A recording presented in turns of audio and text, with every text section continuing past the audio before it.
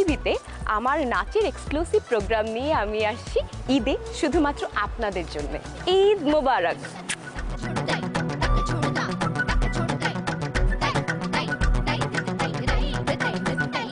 একক নৃত্যানুষ্ঠান মম চিত্তে, প্রযোজনা সোহেল রানা বিদ্যুৎ। দেখবেন ঈদের দ্বিতীয় দিন সন্ধ্যা 7টা 10 মিনিটে।